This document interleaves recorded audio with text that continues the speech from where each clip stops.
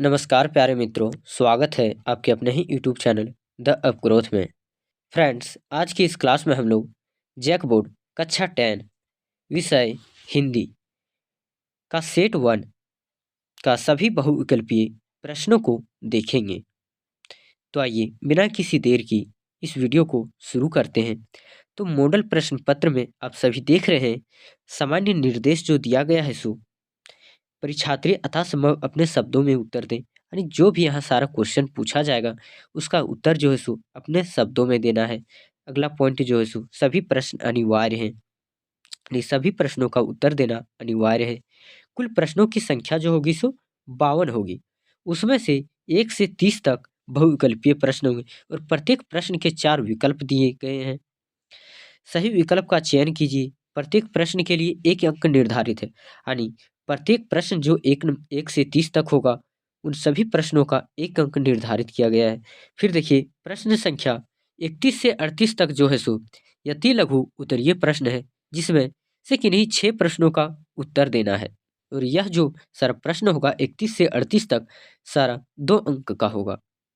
आगे फिर दिया गया है प्रश्न संख्या 39 से 46 तक लघु उत्तरीय प्रश्न जो होगा सो इसमें 3 अंक का होगा और इसमें भी किन्हीं 6 प्रश्नों का उत्तर देना अनिवार्य है और प्रत्येक प्रश्न का मान 3 अंक निर्धारित है।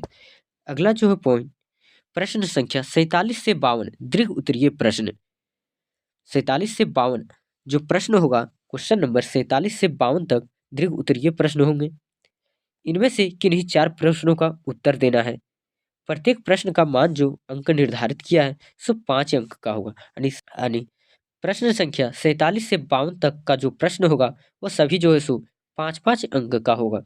तो आइए देखते हैं आगे। देखिए बहुविकल्पीय प्रश्न और अपठित बोध, यानी जिसे आपने नहीं पढ़ा है वह यहाँ सारा गद्यांश दिया गया है और इससे कुछ प्रश्न दिए गए हैं और इसे पढ़कर उस प्रश्न का उत्तर खोजना है। तो देखिए निम्नलिखित गद्यांश को ध्यानपूर्वक पढ़कर पूछे गए प्रश्नों के लिए सही विकल्प का चयन करें। यानी यहाँ पे जो गद्यांश दिया गया है इसे पढ़ना है और नीचे जो प्रश्न पूछे जा रहे हैं उसका उत्तर देना है। तो प्रश्न यहाँ पे देख लीजिए, आशा से भरकर जीवन को देखो तो निराशा और नकारात्मक दिखाई देने वाले जीवन का मार्ग साफ और गतिशील दिखाई देना आरंभ हो जाएगा। इसके लिए तुम्हें क्या करना होगा? तो इसका उत्तर है तुम्हें केवल अनंत धैर्य, विश्वास और आशा से अपनी मंजिल की ओर देखना होगा। तुम्हें यह भी ध्यान रखना होगा कि जो आज नहीं हुआ वह कल होगा, कल नहीं तो परसों अवश्य होगा। तुम्हारे प्रयत्न निसफल नहीं जाएंगे। प्रतीक्षा और आशा जीवन पथ के 2 ऊंचे प्रकाश स्तंभ हैं। चीजों की परिस्थितियों को, अपने आसपास के व्यक्तियों को उनके अंधेरे हिस्सों की ओर से मत देखो, वहां से मत देखो जहां से चीजें और स्थितियां कष्टपूर्ण और प्रतिकूल प्रतीत होती हो। हर किसी के उज्जवल और प्रकाशमान पक्ष को खोजो। घने कांटों के बीच खिले छोटे से फूल को प्रेम के साथ देखने से कांटे दिखाई नहीं देंगे। विश्वास और आस्था को स्वयं में भर लो और उसे समाज के हर वर्ग में बांटो। इसमें किसी प्रकार की कंजूसी मत करो। जिन्हें आशा, विश्वास, सहायता, सहयोग और संतावना की आवश्यकता है उन्हें बिना किसी स्वार्थ और द्वेष की भावना के इन्हें बांट दें। अब तुम देखोगे कि समाज के बीच आशा और विश्वास की वृद्धि हो रही है। अब आगे देखिए, यहाँ पे जो 1 नंबर में प्रश्न दिया गया है, यह जो प्रश्न दिया गया है सो गद्यांश से है। अभी जो हमने गद्यांश पढ़ा उसी से यह प्रश्न है। तो प्रश्न है, नकारात्मक और निराशाजनक जीवन की स्पष्ट और गतिशील मार्ग में बदलने की कुंजी क्या है? तो बदलने की कुंजी अभी हमने क्या पढ़ी गद्यांश में? धैर्य, विश्वास और आशा है। तो राइट आंसर इसका होगा ऑप्शन बी, धैर्य, विश्वास और आशा। अगला प्रश्न है, इसका उत्तर भी गद्यांश में ही दिया गया है। तो 2 नंबर में पूछा जा रहा है, धैर्य विश्वास की महत्ता के बारे में क्या सुझाव दिया गया? तो अभी हमने देखा धैर्य विश्वास की महत्ता के बारे में जो सुझाव दिया गया है सो ये अपने लक्ष्य को प्राप्त करने के लिए आवश्यक है। यानी हमने जो लक्ष्य निर्धारित किया है उसे प्राप्त करना आवश्यक है। ऑप्शन सी, ये अपने लक्ष्य को प्राप्त करने के लिए आवश्यक है। क्या? धर्म विश्वास की महत्ता जो है सो लक्ष्य को प्राप्त करने के लिए आवश्यक है। आगे देखिए प्रश्न 4, यह भी जो है सो गद्यांश से दिया गया है। किस उपमा का उपयोग चुनौतीपूर्ण स्थितियों का सकारात्मक देखने की महत्ता को जताने के लिए किया गया है? तो अभी गद्यांश में हमने पढ़ा कि कांटों के बीच फूल जो होते हैं उसे चुनौतीपूर्ण स्थितियों में सकारात्मक देखने की महत्ता को जताने के लिए किया गया।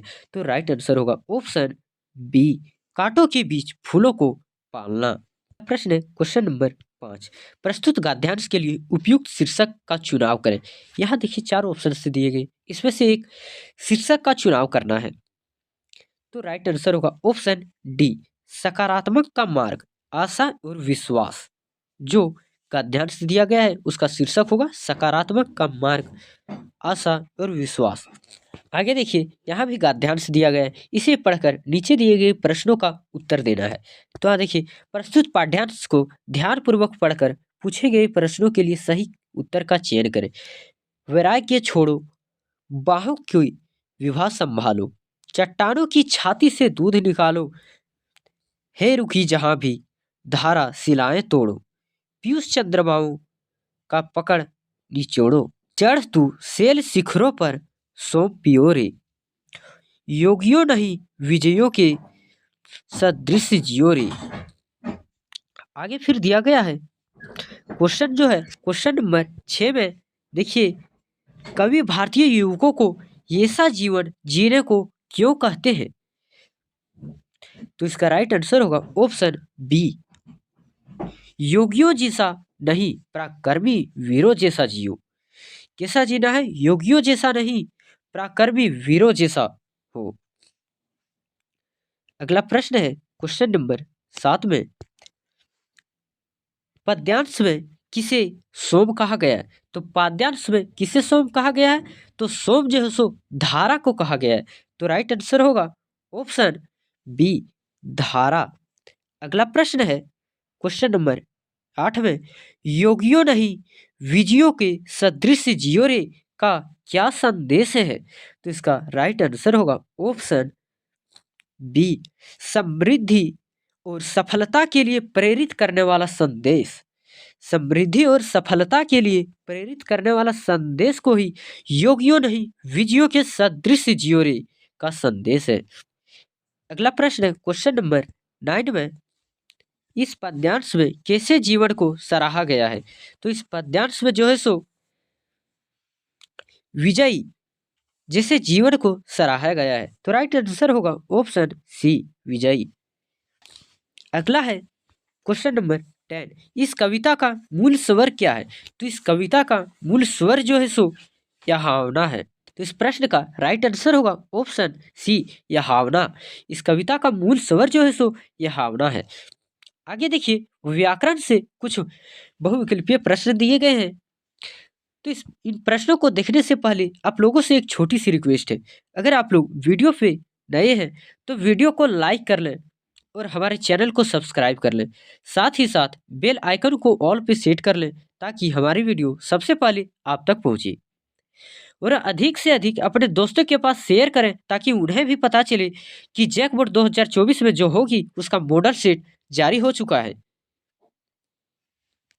आगे देखिए क्वेश्चन नंबर 11 में दिया गया है, इनमें से किस वाक्य में आक्रामक क्रिया है? तो सोनम गाना गाती है, तो क्या गाती है? गाना गाती है। तो इसमें तो यह क्या है? सक्रामक क्रिया है। बी में दिया गया है अमन किताब पढ़ता है, तो क्या पढ़ रहा है? किताब पढ़ रहा है, यानी यह भी क्या है? सक्रामक क्रिया है। जिसका जवाब क्या से मिल जाए वह क्या है? सक्रामक क्रिया। और जवाब नहीं मिले तो वह क्या है? आक्रामक क्रिया। आगे देखिए मोहन सो रहा है, क्या सो रहा है? सो रहा है। तो इसमें क्या का जवाब मिल रहा है? नहीं मिल रहा है। क्या आ रहा है? मोहन सो रहा है।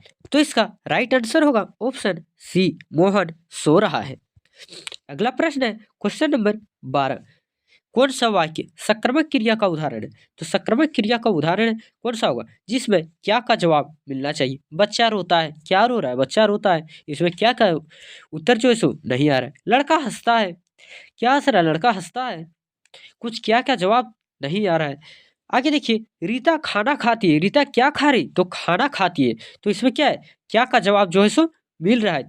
तो इसका राइट आंसर होगा ऑप्शन सी, रीता खाना खाती है। अगला है, जलद का अनिकार्थी कौन है? अरे जलद का अनिकार्थी शब्द जो है सो कौन सा होगा? तो इसका राइट आंसर होगा ऑप्शन डी, बादल। बादल जो है सो जलद का अनिकार्थी है। अगला प्रश्न है, दो पदों या शब्दों के मेल से बना तीसरा पद क्या कहलाता है? दो पदों या शब्दों के मेल से बना तीसरा पद क्या कहलाता है? तो तीसरा पद जो कहलाता है सो समास कहलाता है। तो राइट आंसर होगा ऑप्शन बी, समास। अगला प्रश्न है क्वेश्चन नंबर 15, अथा संभव कौन सा समास है? इस संभव के पहले जो अथा लगा है तो यह कौन सा समास है? तो इसका राइट आंसर होगा ऑप्शन बी, अव्यय भाव समास। अगला प्रश्न है क्वेश्चन नंबर 16, नीला है जो कमल, नील कमल किस समास का विग्रह है? नीला है जो कमल है तो यह किस समास का उदाहरण है? तो इसका राइट आंसर होगा ऑप्शन बी, कर्मधारी समास। आगे फिर दिया गया है, जब वर्षा होती है तब मोर नाचने लगते हैं। जब वर्षा होती है तब मोर नाचने लगते हैं। रचना के आधार पर वाक्य का भेद बताएं। तो वाक्य के कौन सा भेद में आएगा? सरल वाक्य, संयुक्त वाक्य, मिश्र वाक्य या फिर उपवाक्य? तो इसका राइट आंसर जो होगा सो ऑप्शन सी, मिश्र वाक्य। देखिए यहाँ पे वर्षा होती है तब मोर नाचने लगते हैं, यहाँ और से नहीं जुड़ा हुआ है और ना ही एक वाक्य है, इसमें एक ही वाक्य में जो है सो जुड़ा हुआ है वर्षा। जब वर्षा होती है यानी वर्षा भी हो रहा है तब क्या हो रहा है? मोर नाचने लगते हैं। इसलिए क्या है? यह मिश्र वाक्य है। आगे फिर दिया गया है क्वेश्चन नंबर 18 में, जिस वाक्य में कर्म को प्रधानता दी जाती है वह कौन सा वाक्य है? जिसमें कर्म को प्रधानता दी जाती है वह कौन सा वाक्य है? तो कर्मवाच्य होगा। तो राइट आंसर होगा ऑप्शन बी, कर्मवाच्य। अगला प्रश्न है क्वेश्चन नंबर 19, बालक चांद डैश देख रहा है। बालक चांद डैश देख रहा है। तो बालक किसकी ओर देख रहा है? चांद की ओर देख रहा है। तो राइट आंसर होगा ऑप्शन ये, चांद की ओर देख रहा है। आगे फिर दिया गया है क्वेश्चन नंबर 20 में, निम्न में कौन सा शब्द समुच्चय बोधक अव्यय शब्द है? तो समुच्चय बोधक अव्यय शब्द जो है सो कौन सा है? तो इसका राइट आंसर होगा ऑप्शन सी, अथवा। अथवा जो है सो समुच्चय बोधक अव्यय शब्द है। आगे देखिए, पाठ्य पुस्तक से गद्यांश दिए गए हैं जो कि आप लोगों ने पढ़ चुका है। गद्यांश उसका उत्तर देना है और यहाँ भी गद्यांश दिया गया है, इसी से आपको प्रश्नों को उत्तर देना है। तो देखिए, उधो तुम हो अति बड़भागी, या प्रश्न रहता स्नेह तगा ते नाहिनी मन अनुरागी, पुरैन पात रहत जल भीतर तारस दे ना दागी, जो जल माह तेल की गागरी बूंद ना ताको लागी, प्रीति नदी में पाऊं ना बोरिए दृष्टि ना रूप पारगी, सूरदास अबला हम भोरी गुर चाटी ज्यो पागी। यह जो गद्यांश दिया गया था यह बुक से ही है। तो देखिए, इस पद के रचयिता कौन है? यह जो कविता लिखे हैं इसके रचयिता कौन है? इसके रचयिता जो है सो सूरदास है। यहाँ पे देखिए, सूरदास अबला भोरी गुर चाटी ज्यो पागी, यानी यह जो लिखे हैं सो सूरदास ने इस कविता को लिखे हैं। तो इसका राइट आंसर होगा ऑप्शन बी, सूरदास। अगला प्रश्न देखिए क्वेश्चन नंबर 22 में, गोपियाँ किसकी अनन्य भक्त थी? तो गोपियाँ किसकी अनन्य भक्त थी? तो गोपियाँ जो है सो कृष्ण की भक्त थी। तो इसका राइट आंसर होगा ऑप्शन बी, कृष्ण की। अगला प्रश्न है, पुरीन पात का क्या अर्थ है? तो पुरीन पात का जो अर्थ है सो कमल का पात है। किसका है? कमल का पात, पुरीन पात का अर्थ कमल का पात, तो राइट आंसर होगा ऑप्शन सी, कमल का पात। अगला प्रश्न है क्वेश्चन नंबर 24 में, गोपियों ने उद्धव के व्यवहार की तुलना किससे की? तो गोपियों ने उद्धव की व्यवहार की तुलना जो है सो कमल के पत्ते और तेल के मटके से की थी। तो इसका राइट आंसर होगा ऑप्शन सी, कमल के पत्ते और तेल के मटके से की है। आगे देखिए, प्रस्तुत गद्यांश को ध्यानपूर्वक पढ़कर दिए गए प्रश्नों के लिए सही उत्तर का चयन करें। और नीचे भी जो है सो गद्यांश दिया गया है, इसे पढ़कर प्रश्नों के उत्तर देना है। तो देखिए, गद्यांश जो दिया गया है सो, बाल गोविंद भगत की संगीत साधना का चरम उत्कर्ष उस दिन देखा गया जिस दिन उनका बेटा मरा।